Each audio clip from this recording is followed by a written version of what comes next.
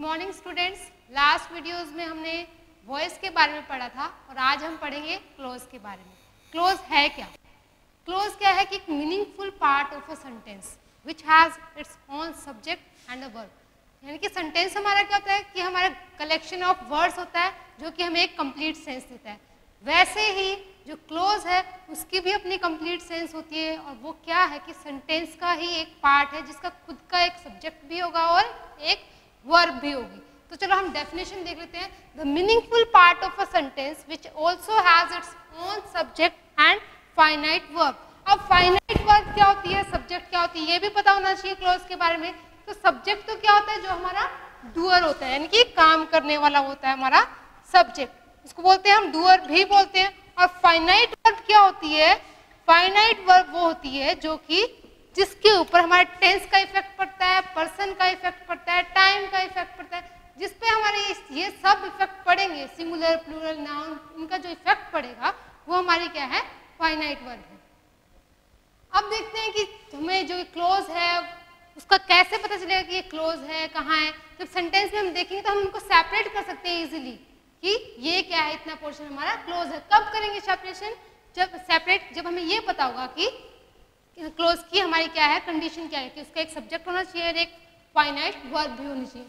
देखते हैं, the subject of a clause can be hidden और mentioned but the verb must be apparent and distinguishable. ये क्या कह रहा है कि जो सब्जेक्ट होगा हमारा सेंटेंस में, वो क्या है, हमारा हिडन भी हो सकता, छुपा हुआ हो सकता है और मेंशन भी हो सकता है, लेकिन जो वर्ब होगी वहां पर सेंटेंस में, क्लोज के सेंटेंस में, तो वहां पर क्या होगा कि वर्ब तो मेंशन होगी ही होगी। सब्जेक्ट क्या है हमारा, हिडन भी हो सकता है और मेंशन भी हो सकता है। फिर क्या कर रहा है, इस close contains only one subject and one verb, यानी कि क्लोज का सिर्फ एक ही सब्जेक्ट होगा और एक ही वर्ब होगी। अब हम एग्जांपल देख लेते हैं। आई ग्रेजुएटेड लास्ट ईयर, इसमें सब्जेक्ट भी है और वर्ब भी है, तो कंप्लीट हो गई सेंस। यानी कि ये क्या है, वन क्लोज है। इसमें ये क्या है, सेंटेंस तो है ही है लेकिन ये क्लोज भी है क्योंकि इसकी कंडीशन कंप्लीट हो रही है कि हमारा एक सब्जेक्ट होना चाहिए और एक वर्ब होनी चाहिए। फिर क्या है, when I came here I saw him. अब ये क्या है, टू क्लोज सेंटेंस है, इसमें टू क्लोजेस हैं, टू क्लोजेस हैं। देखो, व्हेन आई केम हियर, इसमें व्हेन ये आई है इसमें सब्जेक्ट और केम क्या है, इसमें वर्ब है। आई सॉ हिम, ये भी अपना क्या है, एक अलग क्लोज, यानी कि टू सेपरेट क्लोज हैं एक ही सेंटेंस में। यानी कि एक क्लोज का अपना एक क्या होना चाहिए, सब्जेक्ट, और एक क्या है, वर्ब होनी चाहिए। तो इन दोनों में अपने सब्जेक्ट भी है और वर्ब भी है। तो ये पूरा सेंटेंस में कितने क्लोज हुए, टू क्लोज हुए। तो ये क्या हुआ, टू क्लोजेस सेंटेंस हो गया। थर्ड देखते हैं, when I came here I saw him and he greeted me. वो क्या कह रहा है, when I came here I saw him and he greeted me. तो ये क्या हुआ, आपका थ्री क्लोजेस सेंटेंस हो गया। थ्री क्लोजेस सेंटेंस यानी कि इसमें थ्री क्लोजेस हैं, सब्जेक्ट है, वर्ब है, फिर इसमें कॉमा के बाद ये सब्जेक्ट है, वर्ब है, यहाँ भी ये सब्जेक्ट और ये वर्ब है, तो थ्री क्लोज हुए। तो ये सेंटेंस क्या हमारा, थ्री क्लोज सेंटेंस हुआ। अब ये देखते हैं हम कि जो हमारे जो क्लोज हैं उसके टाइप कितने, वो हम टाइप पढ़ते हैं। आपको समझ आएगा कि क्लोज है क्या। क्लोज क्या है, हमारे सेंटेंस का ही मीनिंगफुल पार्ट है जिसका खुद का क्या है, एक सब्जेक्ट होता है और एक वर्ब होती है। सब्जेक्ट आपका हिडन भी हो सकता है लेकिन वर्ब क्या है, वो आपकी अपेरेंट होनी चाहिए, यानी डिस्टिंग्विशेबल होनी चाहिए, वो आपको दिखनी चाहिए वहां पर। ठीक है, अब इसके क्या है, हमारे थ्री पार्ट्स होते हैं, किसके, क्लोज के, वो हम पढ़ेंगे। तो थ्री पार्ट्स कौन कौन से हैं, टाइप्स देखते हैं हमारे क्लोज के कौन कौन से हैं। First one is principal clause. Principal clause को हम बोलते हैं मेन क्लोज भी बोलते हैं। Principal clause also called main clause. Second, independent clause. Independent clause जिसको हम कोऑर्डिनेट क्लोज भी बोलते हैं।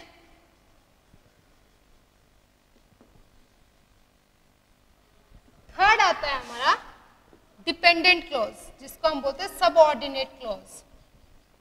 डिपेंडेंट क्लोज जिसको हम बोलते हैं सबऑर्डिनेट क्लोज। ठीक है, फिर हम आगे पढ़ेंगे डिटेल में तो क्या होगा कि आपके सबऑर्डिनेट के भी आपके क्या है टाइप्स होंगे, नाउन क्लोज, एडजेक्टिवल क्लोज और फिर क्या है एडवर्बियल क्लोज। ये हम पढ़ेंगे किसकी सबऑर्डिनेट क्लोज के टाइप। ठीक है, तो हम देखते हैं कि हमारा जो प्रिंसिपल क्लोज है वो क्या है, हमारा ऐसा पार्ट ऑफ सेंटेंस है जो कि क्या अपनी ही खुद की क्या है कंप्लीट सेंस देता है, जिसको किसी पे अपनी सेंस को कंप्लीट करने के लिए किसी के ऊपर डिपेंड रहने की जरूरत नहीं पड़ती है। तो वो क्या होगा आपका प्रिंसिपल क्लोज होगा। तो प्रिंसिपल क्लोज के हम एग्जांपल देखते हैं। This is the school, this is the school where they study. अब ये जो सेंटेंस है ये क्या है आपका प्रिंसिपल क्लोज का example, this is the school. ठीक है, ये क्या है आपका एक प्रिंसिपल क्लोज है और ये भी क्या है आपका क्लोज है, लेकिन इसमें टू क्लोजेस हैं, एक आपका प्रिंसिपल क्लोज और दूसरा क्या आपका सबऑर्डिनेट क्लोज है। तो ये क्या है, इसको तो अगर हम अलग से अकेला लिखेंगे तो भी इसकी कंप्लीट सेंस आ रही है। ठीक है, लेकिन हम इसको अकेला लिखेंगे तो इसकी कंप्लीट सेंस नहीं आ रही, यानी कि इसको डिपेंडेंट रहना पड़ रहा है, किसके ऊपर डिपेंड है। जब तक ये नहीं बोलेंगे तब तक इसकी कंप्लीट सेंस नहीं आएगी। इसकी सेंस की तरह सिर्फ दे स्टडी इतना ही आ रहा है। ठीक है, दे स्टडी इसकी सेपरेट अपनी है अपनी सेंस की वो पढ़ते, लेकिन इसकी ये तो नहीं पता कंप्लीट सेंस तो नहीं पता चल रहा है कि बोलना क्या चाह रहा है वो। वैसे इसकी क्लोज की अपनी डेफिनेशन कंप्लीट हो गई है कि इसके पास क्या अपना सब्जेक्ट भी है और अपनी वर्ब भी है। तो हमारे इसमें जो प्रिंसिपल क्लोज है वो कौन सा हुआ, दिस इज द स्कूल। अब एक और एग्जांपल देख लेते हैं हम। I complete my homework, I complete my homework when they sleep, when they sleep। वो क्या कह रहा है कि वो अपना होमवर्क कंप्लीट करता है, कब करता है, जब वो सोते हैं। तो आई कंप्लीट माई होमवर्क, ये अपना क्या है प्रिंसिपल क्लोज है कि यही हमारा मेन क्लोज है। जब तक हम ये नहीं बोलेंगे तो इसका हमें क्या पता कि क्या कर रहे थे वो, कब उन्होंने क्या किया। ये इसकी जो सेंस है नेक्स्ट पोर्शन की सेंस तो तभी कंप्लीट होगी ना जब हम ये बात बोलेंगे, अदरवाइज तो इनकम्प्लीट सेंस है। इसलिए वो क्या है हमारा सबऑर्डिनेट क्लोज है, डिपेंडेंट क्लोज जिसको बोलते हैं। अब हम बात प्रिंसिपल क्लोज आपको समझ आया कि वो क्या है, किसी के ऊपर डिपेंड नहीं रहता है, उसकी क्या है अपनी खुद की एक सेंस होती है। चलो अब हम करते हैं इंडिपेंडेंट क्लोज और डिपेंडेंट क्लोज कर लेते हैं।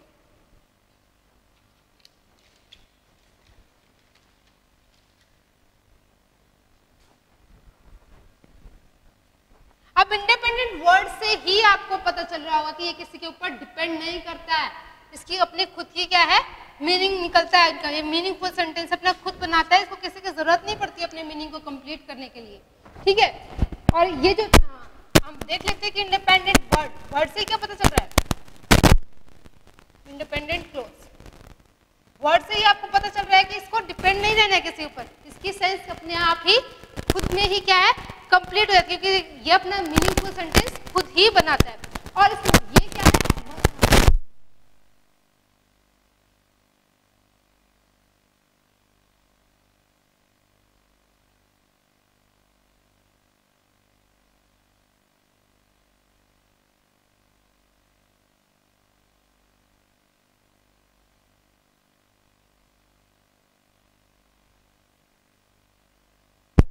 डेफिनेशन देख लेते हैं कि it works on its own, it works on its own, ये अपना खुद का काम खुद करता है, it works on its own to make a meaningful sentence, to make a meaningful sentence. ये जो क्लोज है वो सेंटेंस का ही तो पार्ट है जिसका खुद का क्या है एक सब्जेक्ट है और फाइनाइट वर्ब है। तो यानी कि जो इंडिपेंडेंट क्लोज है इसको किसी और क्लोज के ऊपर डिपेंड रहने की जरूरत नहीं है, ये अपने से और इसका ये हमारा regular looks like a regular sentence, looks like regular sentence. अब हम एग्जांपल देखते हैं।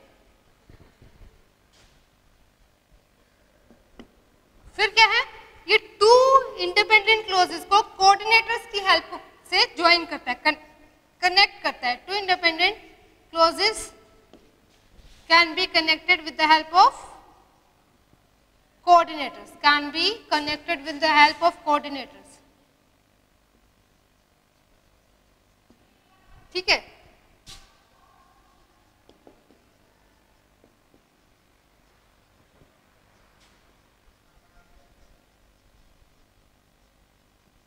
with the help of coordinator. ये coordinators क्या है? वो coordinators देखो, coordinates मतलब टू को ज्वाइन करने वाले कुछ ऐसे वर्ड्स हैं, वो coordinators हैं हमारे and, but, और, nor, for, yet, so, etc. ये क्या है? हमारे कोऑर्डिनेटर्स हैं कि टू इंडिपेंडेंट क्लोजेस को ये कनेक्ट करने का काम करेंगे। यानी कि उनको अगर हम सेपरेटली भी लिखते हैं, इनसे कनेक्ट ना करें तो उनकी क्या है, अपनी खुद की सेंस निकल जाएगी, लेकिन कनेक्ट करेंगे तो उनका मीनिंग क्या है, चेंज हो जाएगा। तो हम एग्जांपल देखते हैं, इंडिपेंडेंट क्लोज का हम एग्जांपल देते हैं। आप खुद ही पहचान जाओगे कि ये इंडिपेंडेंट क्लोज है, ये डिपेंडेंट क्लोज है, क्योंकि उसके मीनिंग से आपको पता चलेगा। एक की कंप्लीट सेंस नहीं आएगी, दैट मीन्स वो क्या है आपका डिपेंडेंट क्लोज, उसको डिपेंड रहना पड़ रहा है किसी ऊपर। तो हम एग्जांपल देखते हैं इसका।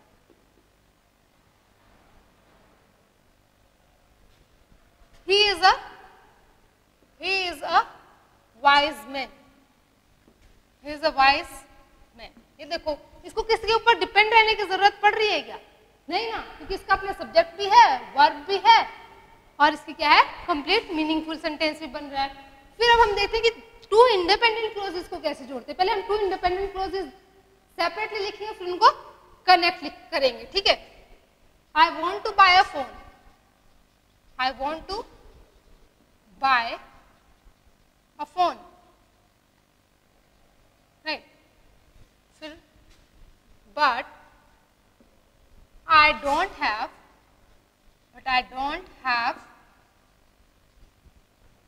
enough money.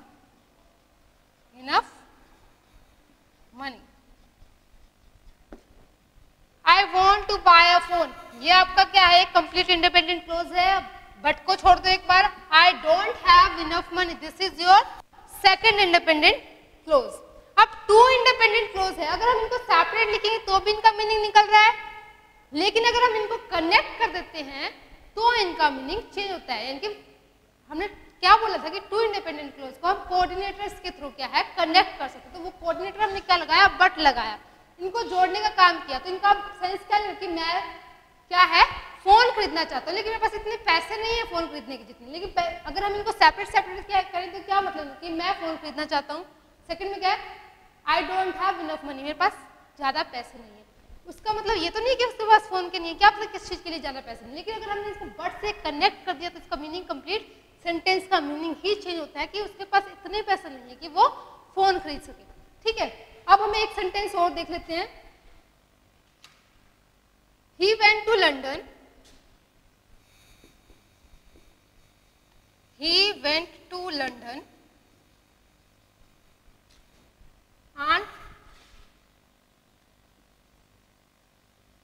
and visited the Lords. ये भी क्या है आपका एक इंडिपेंडेंट क्लोजेस है, कि टू इंडिपेंडेंट क्लोजेस कनेक्ट हुए हमारे कोऑर्डिनेटर एंड से। अब देखो ये बोलो यहाँ पर हमें दिख तो नहीं रहा कि टू इंडिपेंडेंट क्लोजेस कैसे, हम दिखाते हैं आपको कैसे। ही वेंट टू लंदन, यानी कि वो लंदन गया, ये क्या है आपका एक इंडिपेंडेंट क्लोज। इसमें देखो आपका जो सब्जेक्ट है ही, वो हिडन है। मैंने क्या कहा था कि क्लोज का जो सब्जेक्ट है वो मेंशन भी हो सकता है, हिडन भी हो सकता है, लेकिन जो वर्ब है वो अपरेंट होगी, डिस्टिंग्विशेबल होगी, वो दिखेगी आपको। तो यहाँ पर क्या, he went to London and visited the Lord's, यानी कि ये जो सब्जेक्ट है इसी के बारे में तो बात की जा रही है कि उसने क्या किया, बाद में उसने भगवान के दर्शन किए, वहां पर भी गया था वो। ठीक है, तो यहाँ पर हम इनको सेपरेट करेंगे तो क्या हुए, टू हमारे इंडिपेंडेंट क्लोजेस हो गए, जिसको हमने कनेक्ट किससे किया, कोऑर्डिनेट्स, जो हमारे कोऑर्डिनेटर्स होते हैं उनसे हमने इसको कनेक्ट किया। ठीक है, तो ये हमारा क्या हुआ, टू इंडिपेंडेंट क्लोजेस को हमने कनेक्ट कर दिया। अगर हम इनको सेपरेट भी लिखते हैं, ही वेंट टू लंदन और he visited the lords। तो इनकी क्या अपनी अलग अलग सेंस निकले, इसको किसी पे डिपेंड रहने की जरूरत नहीं है कि हमें ये वाला सेंटेंस हम अगर नहीं लिखेंगे तो ये इनकम्प्लीट रह जाएगा या फिर ये नहीं लिखेंगे तो ये इनकम्प्लीट रह जाएगा, ऐसा नहीं है, इनकी अपनी सेंस निकल जाएगी। लेकिन फिर हम आगे पढ़ेंगे सबऑर्डिनेटर्स हमारे ऐसे कि जिनको अगर हम उनके साथ जिस पे वो डिपेंड होते रहते हैं मेन क्लोज पे यानी कि प्रिंसिपल क्लोज पे वो डिपेंड है, अगर हम वही नहीं लिखेंगे तो उनकी सेंस क्या है नहीं निकलेगी। उनको अपनी सेंस के निकालने के लिए क्या करना पड़ता है, किसी और पर डिपेंड रहना पड़ता है। लेकिन इंडिपेंडेंट क्लोजेस में ऐसा नहीं होगा। ये जो हमारे टू क्या है क्लोजेस हैं और जब हमने डायरेक्ट किया तो इनका मीनिंग इनकी क्या है कंप्लीट। अब हम बात करते हैं हमारे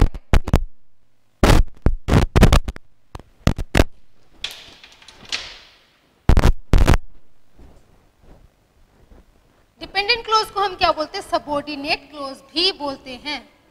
ठीक है,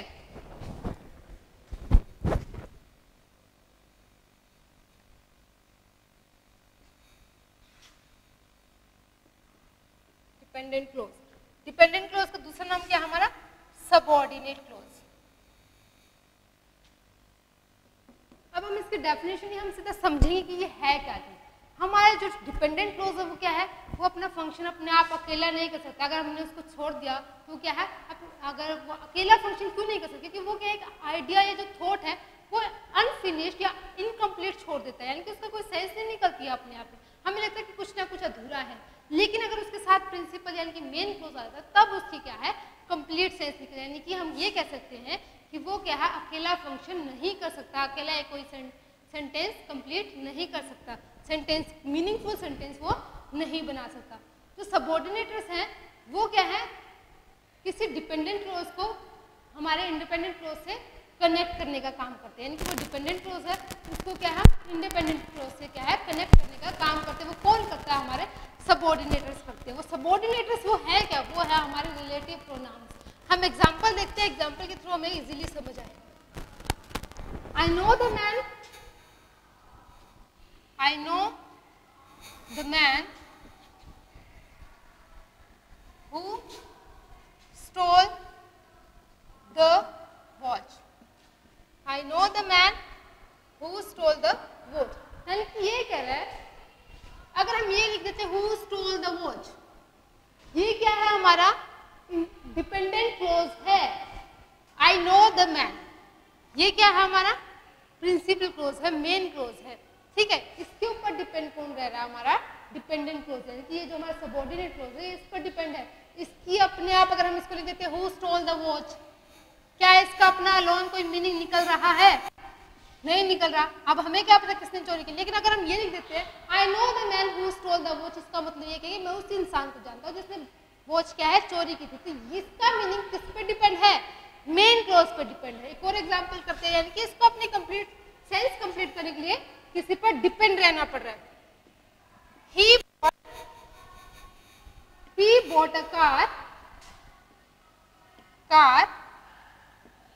which was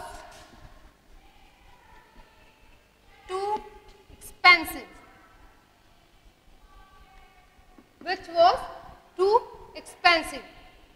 अब देखो which was too expensive, this is your dependent clause. इसका अपना खुद का कोई मीनिंग नहीं निकल रहा है सेपरेटली, लेकिन इसका मीनिंग कब कंप्लीट हो रहा है, जब हम ये प्रिंसिपल क्लोज यानी कि मेन क्लोज हमारे लगा देते हैं तब इसकी सेंस कंप्लीट हो जाती है सेंटेंस की। अदरवाइज इस सेंटेंस का कोई मतलब नहीं निकल रहा है, क्या बात कर रहा है, किसके बारे में बात कर रहा है। लेकिन जब हमने मेन क्लोज लगा दिया तो इसकी सेंस क्या है कंप्लीट हो गई। I know that he can not do it, I know that he cannot do it.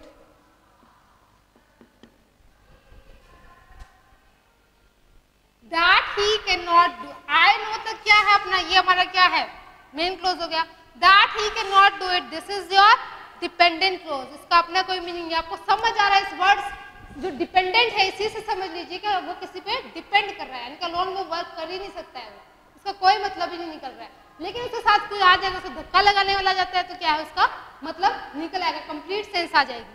ठीक है, अब हम इसकी बात करते हैं कि सबऑर्डिनेट क्लोज के भी हमारे 3 टाइप्स होते हैं, ठीक है। वो कौन कौन से हमारे? Noun close, adjective close and adverbial close, वो हम करते हैं आगे। और जो भी हमारा डिपेंडेंट क्लोज होगा वो उसका जो फर्स्ट वर्ड होगा वो क्या है? कोई ना कोई आपका रिलेटिव प्रोनाउन। आप फर्स्ट एग्जांपल में देखो, ये रिलेटिव प्रोनाउन है, सेकंड में ये भी रिलेटिव प्रोनाउन था, और ये क्या है? ये भी हमारा रिलेटिव प्रोनाउन है। कि जब हमारा डिपेंडेंट क्लोज स्टार्ट होगा तो उसका फर्स्ट वर्ड क्या है? कोई रिलेटिव प्रोनाउन होगा। तो उससे आपको पता चल जाएगा कि ये हमारा डिपेंडेंट क्लोज है, ये हमारा इंडिपेंडेंट क्लोज है। वर्ड्स होंगे कुछ स्पेसिफिक, उससे आपको पता चल जाएगा। जैसे कि हमारा जब 2 इंडिपेंडेंट क्लोजेस को जोड़ रहे तब हम कोऑर्डिनेटर्स का यूज करते हैं, और जब हम डिपेंडेंट क्लोज की बात करें तो वो क्या हमारा कोई रिलेटिव प्रोनाउन कनेक्ट कर रहा है। अब हम सबऑर्डिनेट क्लोज के भी पार्ट्स बात करते हैं। सबऑर्डिनेट क्लोजेस आपका क्या है? डिपेंडेंट क्लोज को ही बोल रहे हैं हम। उसके 3 पार्ट्स हैं। नाउन क्लोज, उसके हम एग्जांपल करते चलेंगे। Noun close, adjective close and adverbial close.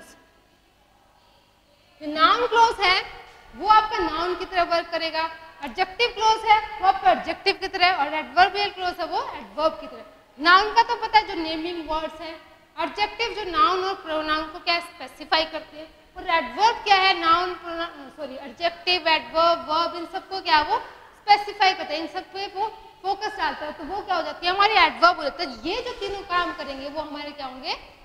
Subordinate close के पार्ट होंगे। ऐसा पार्ट ऑफ अ सेंटेंस जो कि हमारा एज ए नाउन वर्क करे, एज एन एडजेक्टिव वर्क करे और एज एन एडवर्ब वर्क करे, तो उनको हम क्या बोलेंगे? एडवर्बियल नाउन, एडजेक्टिवल नाउन और noun close. Adverbial close, adjectival clause और नाउन क्लोज, हम ये बोलेंगे उनको। अब हम करते हैं नाउन क्लोज के कुछ एग्जांपल्स। पहले हम नाउन क्लोज का ही एग्जांपल देख लेते हैं। Whatever we study increases our knowledge. Whatever we study increases our knowledge. अब यहाँ पर देखिए आपका एज नाउन वर्क कर रहा है, ऐसे एज एन एडजेक्टिव वर्क कर रहा है, या एज एन एडवर्ब वर्क कर रहा है। तो वो हम देखते हैं कि कौन सा पार्ट हमारा क्या है? एज ए किसके वर्क कर रहा है? हमारा एज एन नाउन वर्क कर रहा है। तो पहले हम ये देखो कि हमारा सब्जेक्ट कौन सा है, और इसमें जो हमारा नाउन जो हमारा क्लोज है वो हमारा मेनली स्टार्ट किससे होगा? दैट से, व्हाट से, व्हाटएवर से। इसके कुछ हमारे वर्ड्स हैं वो हम लिख लेते, that, what, whatever, who, whom,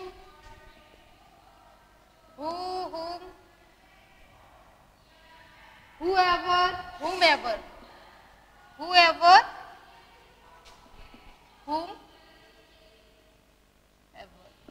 ये क्या है? नाउन क्लोज के कुछ स्पेसिफिक वर्ड्स है जिससे हमें पता चलेगा कि यहां से क्या है? हमारा नाउन क्लोज स्टार्ट हो गया। Whatever we study increases our knowledge, कि जो भी हम पढ़ते हैं वो हमारी क्या नॉलेज बढ़ाता है। तो ये क्या है? हमारा सब्जेक्ट है। तो इस पार्ट ने क्या किया? हमारा एज अ नाउन वर्क किया, ठीक है। ये जो क्लोज है, whatever we study increases our knowledge, ठीक है, ये पूरा जो सेंटेंस है ये क्या है? हमारा नाउन क्लोज है। क्लोज में क्या है कि अपना सब्जेक्ट होगा और अपना ही वर्ब होगी। तो ये क्या है? इसने क्या किया? ये हमारा एज अ सब्जेक्ट वर्क किया, और इस सब्जेक्ट के थ्रू हमारी कंप्लीट सेंटेंस क्या बना? हमारा नाउन क्लोज बना। एक और एग्जांपल देखते हैं। What you eat determines your body size. Determines your body size. मैंने क्या बोला कि जो हमारे नाउन क्लोज है वो बिगिनिंग कैसे होगी? कुछ words, that, what, whatever, who, whom, whoever और whomever, ऐसे वर्ड्स स्टार्ट होंगे, वो क्या होंगे? हमारे नाउन क्लोज होंगे। क्योंकि ये जो हमारा क्या है? व्हाटएवर यू ईट, ये क्या है? एज अ सब्जेक्ट वर्क किया, ठीक है। दिस इज योर वर्ड, और ये क्या बन गया? हमारा एक पूरा क्या है? सेंटेंस बन गया, मीनिंगफुल सेंटेंस। ये क्या हुआ? हमारा नाउन क्लोज हुआ। एक और एग्जांपल करते हैं। I buy whatever I need. I buy whatever I need.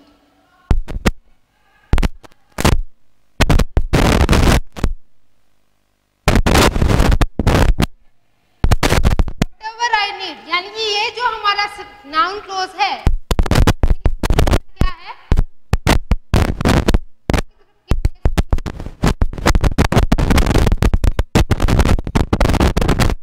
Study, what you eat, ये क्या है? तो ये जो तीनों है ये हमारे एग्जाम्पल किसके हैं? नाउन क्लोज के, यानी कि पूरा सेंटेंस किसकी तरह करेगा? एज ए नाउन हमारा क्या है? वर्क करेगा, यानी कि नेमिंग वर्ड्स को ही हम क्या बोलते हैं? नेमिंग वर्ड्स को ही हम नाउन बोलते हैं। तो यहाँ पर क्या इन्होंने नाउन की तरह वर्क किया कि नहीं किया? ये पूरे सेंटेंस क्या है? जो भी हम खाते हैं, जो भी हम पढ़ते हैं और जो मैंने बाय किया कि जो मुझे नीड थी, जिसकी मुझे जरूरत थी, तो ये तीनों सेंटेंस हमारे किसके थे? नाउन क्लोज के। अब हम बात करते हैं हमारे एडजेक्टिव क्लोज की। ठीक है, एडजेक्टिव क्लोज का देखते हैं कि कैसे हमें उसका पता चलेगा। जो नाउन क्लोज है उसका आंसर हमें किससे मिलेगा? अगर हम पता करना है कि नाउन क्लोज है कैसे पता चलेगा, यानी कि वर्ड से हम क्वेश्चन करेंगे उसका, अगर हमें उसका आंसर मिल जाता है तो वो क्या हो जाएगा? आपका नाउन क्लोज होगा। अब हम बात करते हैं हमारे एडजेक्टिव क्लोज की। इसका एग्जांपल देखते हैं।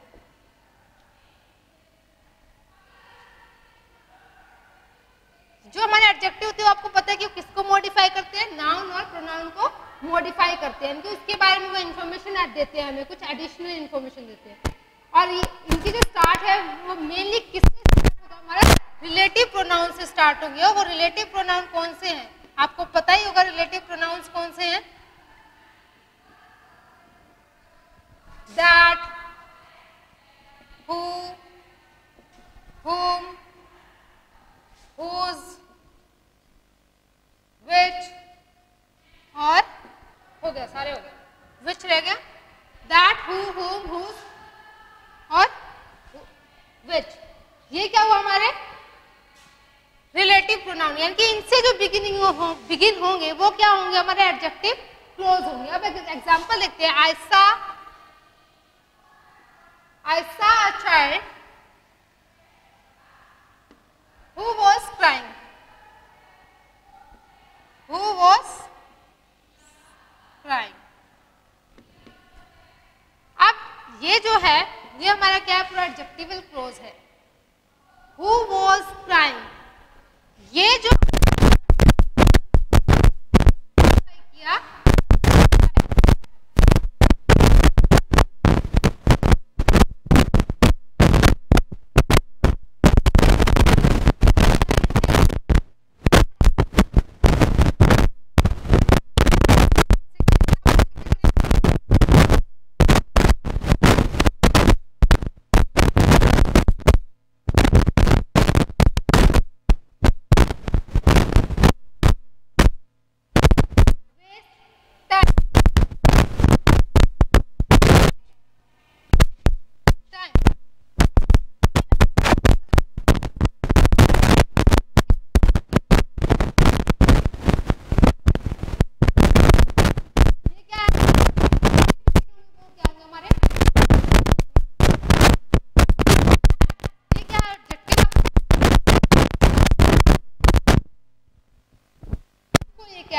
मॉडिफाई कर रहा है। एक और एग्जांपल देखते हैं।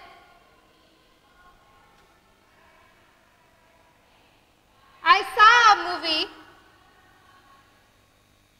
I saw a movie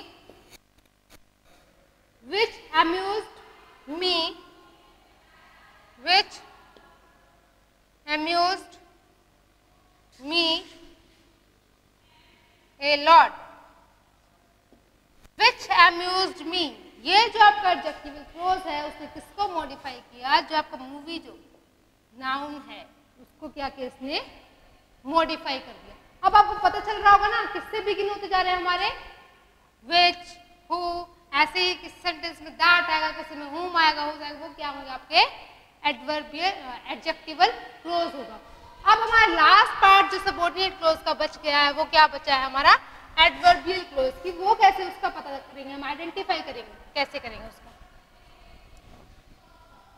जो एडजेक्टिवल क्लोज है उसका हमें पता कैसे चलेगा, हम विच से क्वेश्चन बनाएंगे, उससे हमें क्या है इसका आंसर मिल जाता है। विच से हम क्वेश्चन करेंगे, जो हमारा सेंटेंस है उसमें विच से क्वेश्चन करेंगे, उसका आंसर मिलेगा तो वो क्या होगा हमारा। हमने क्या किया, नाउन क्लोज कर लिया, एडजेक्टिव क्लोज कर लिया। अब हमारा थर्ड पार्ट रह गया सबऑर्डिनेट क्लोज का, वो है एडवर्बियल क्लोज। एडवर्बियल क्लोज कैसे एक्ट करेगा, एज एन एडवर्ब हमारा वो काम करेगा। वो किसको मॉडिफाई करेगा, एक वर्ब को, एडजेक्टिव क्लोज को, और अनदर जो आपका एडवर्ब क्लोज है सेंटेंस में उसको भी वो मॉडिफाई करेगा। और वो साथ साथ किसको मॉडिफाई करेगा, a verb of the main close in the terms of time, यानी कि मेन क्लोज की जो वर्ब है उसको किस किस टर्म में वो मॉडिफाई करेगा, वो टाइम के टर्म में भी उसको मॉडिफाई कर सकते हैं। मॉडिफाई मीन्स एडिंग इन्फॉर्मेशन, वो ऐड करेगा इन्फॉर्मेशन उसके बारे में, उस वर्ब के बारे में जो कि मेन क्लोज में। किस किस टर्म में, टाइम के टर्म में कर सकता है, फ्रीक्वेंसी के टर्म में, कंडीशन, कॉज एंड इफेक्ट और इंटेंसिटी के टर्म में वो क्या है उसको मॉडिफाई कर देगा। जो मोस्टली जो हमारे इसमें एडवर्बियल क्लोज में जो हमारे सबऑर्डिनेटिंग कंजंक्शंस यूज होती हैं वो कौन कौन सी हैं, when, whenever, since, until, before, after, while, as, by the time, as soon as. ये जो वर्ड्स है इनसे हमें पता चलेगा कि टाइम के सेंस में वो उस वर्ब को मॉडिफाई करेंगे अगर ये वर्ड आ जाएंगे, ये वाली हमारी कंजंक्शंस आ जाएंगी। फिर है because, since, now, that, as long as, so that, ये हमारे कॉज और इफेक्ट को शो करते हैं। कॉन्ट्रास्ट किस सेंस में, यानी कि कॉन्ट्रास्ट यानी कि विरोधाभास, अगर ऐसा हुआ तो ये हुआ तो वो क्या है कॉन्ट्रास्ट पैदा कर देते हैं। ऑल्दो, इवन, वेयरएज, व्हाइल, दो, ये हमारे ऐसे सबऑर्डिनेटिंग कंजंक्शन जो कि कॉन्ट्रास्ट को शो करती हैं।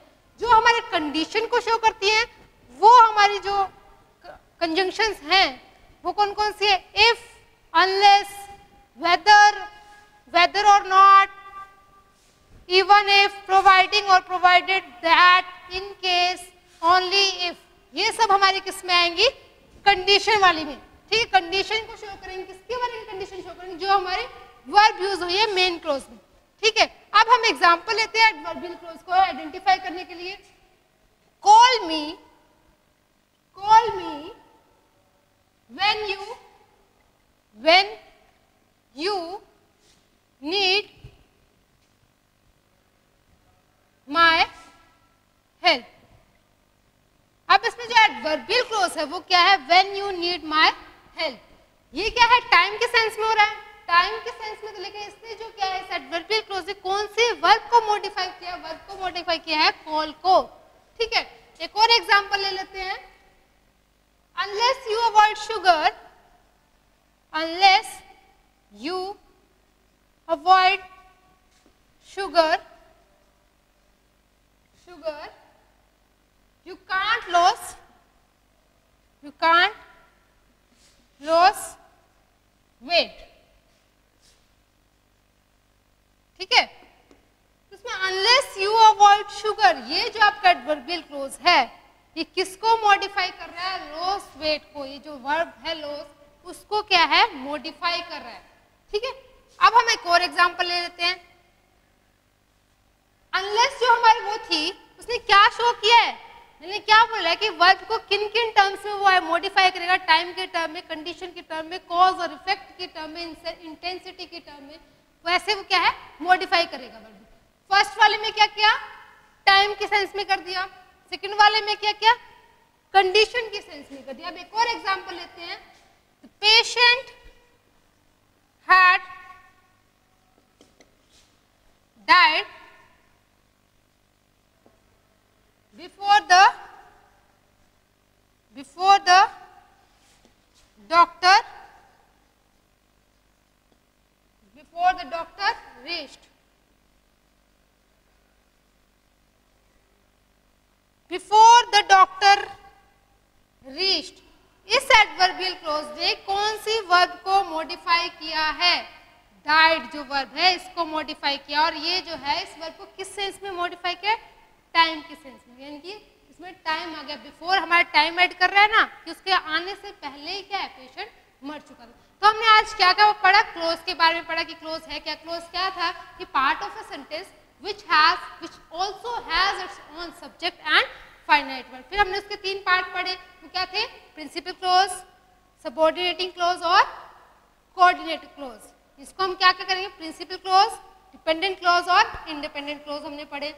फिर हमने इंडिपेंडेंट जो हमने क्लॉजेस के 3 पार्ट पढ़े हैं, उसमें हमने क्या किया कि सबऑर्डिनेट क्लॉज के भी हमने टाइप पढ़े। वो सबऑर्डिनेट क्लॉज के जो टाइप है वो क्या क्या थे हमारे, नाउन क्लॉज, एडजेक्टिव क्लॉज और एडवर्ब क्लॉज। इसका हमें बेनिफिट कहाँ पर होगा, जो हमारे पेपर में 9th और 10th के बोर्ड एग्जाम्स में कहाँ पर आते हैं, जो हमारे एडिटिंग ओमिशन आती है, सेंटेंस रीअरेंजमेंट आ जाता है, गैप फिलिंग आती है, वहाँ पर हमें याद आता है कि हाँ यहाँ पर हमें कंजंक्शन कौन सी फिल करनी है, वो हमें ऐड करें, हमारे सेंटेंस आते हैं आपस में कनेक्टेड है तो है, इंटरलिंक्ड है वो, तो वहाँ पर हमें एरर फाइंड आउट करते वक्त हमें याद आएगा कि हमने क्लोज पढ़े थे, हमने वॉइस नरेशन कुछ पढ़ा था।